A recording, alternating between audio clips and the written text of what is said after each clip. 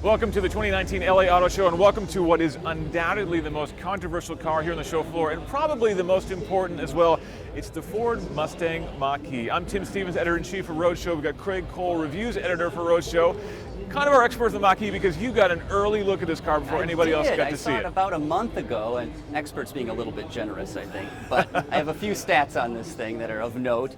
So I think we're going to start out, the naming controversy. Yeah, absolutely. Some people, we got a big divide here. The biggest thing that people are talking about is not the range, not the power, not the cost. It's this pony on the nose. Yes. Do you think that this is a Mustang? Does it live up to that pony car branding? Well, it certainly looks like a Mustang. It's got the 3-chamber taillights. They've echoed that on the headlamps as well. Long hood, they've pushed the A-pillars back. It's got some nice stance to it, definitely. Absolutely. And going into the 21st century, I think they've got to evolve the Mustang brand. They've got to push it forward, and this should be a good way to do that. And it is a crossover SUV. I gotta admit, I'm not the biggest fan of SUVs in the world, but this thing looks really good. And ultimately, this is a car with the battery pack in the floor. The battery pack's probably 2 or 3 inches thick.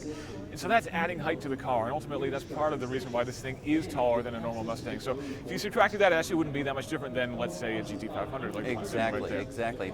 But because we got that skateboard battery pack, that gives us some advantages. We've got different motor layouts in this thing, depending on which drivetrain you go with. What are some of the options? Correct, yes. So the standard has a big motor at the back. The car is rear-wheel drive, which is right awesome. out of the gate. Yep. Yes, just like a Mustang should be, right? Yep. Then from there you can get a small motor up front, which gives you, of course, all-wheel drive. But the GT models, they get 2 large motors for way more performance. That's the way to go. And we're talking 459 horsepower? Something in that right? range, 0 to 60, mid 3-second range for the GT. Pretty good. Now the base model will be a little bit slower, but no slouch. Should do the 0 to 60 sprint about 6 seconds, they're saying. Mid 3 seconds, 0 to 60. That's just about as quick as the new GT500 with that supercharged V8. So this thing should be a lot of fun. And because it's got a separate drivetrain, different motor front to rear, can do really advanced torque vectoring front to rear. Exactly. Active differentials probably braking side to side. So despite this being presumably a very heavy car, it should be a lot of fun to drive. But they put the battery in the right place, so it should handle well. And because the battery's on the floor, the motors are front to rear, that means we've got some extra space up front here. That's right.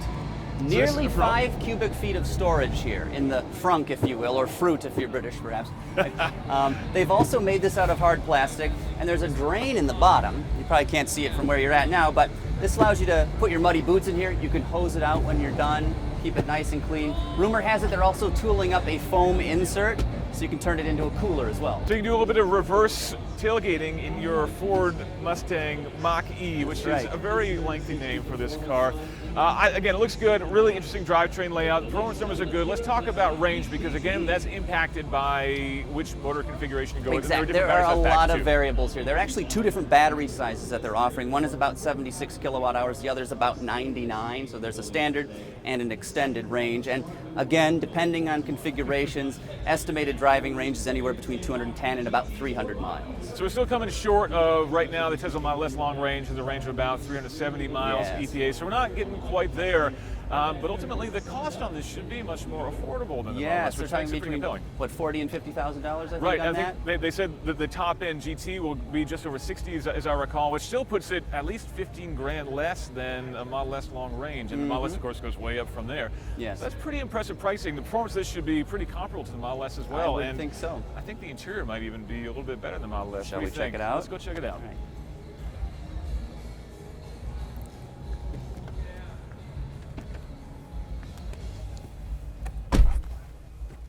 It's pretty hard to miss the most significant part of the interior here, which is this giant touchscreen with maybe a little bit of Tesla influence going on here. I'd say a lot of bit of Tesla. This thing is 15.5 inches corner to corner and obviously dominates the dashboard here. It's home to a new generation of Ford Sync infotainment system. They haven't really given it an official name yet. It's probably going to be Sync 4, I would guess, but maybe they'll call it something special for the Mach-E.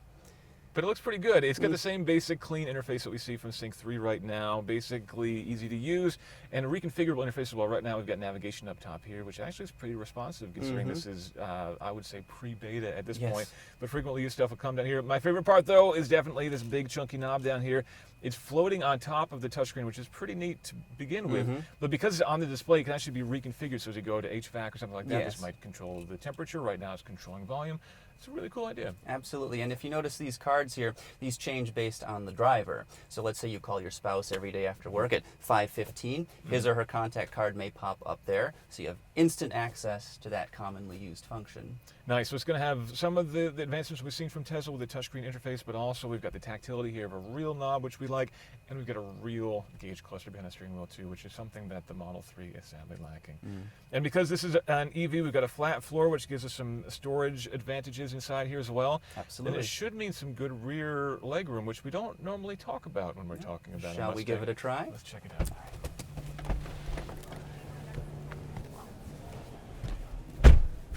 So here we are. Pretty good. I've got a ton of headroom back here. Oh, yeah. The glass roof definitely helps in that regard.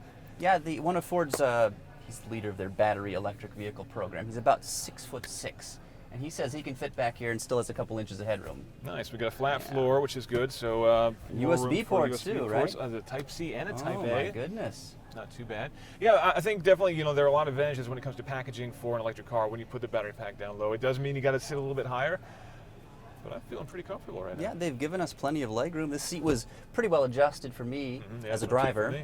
and lots of sprawling room. This is the first time I've been comfortable in the backseat of a Mustang. Very good point. All right, we got to check out the cargo space, so let's go to the rear hatch.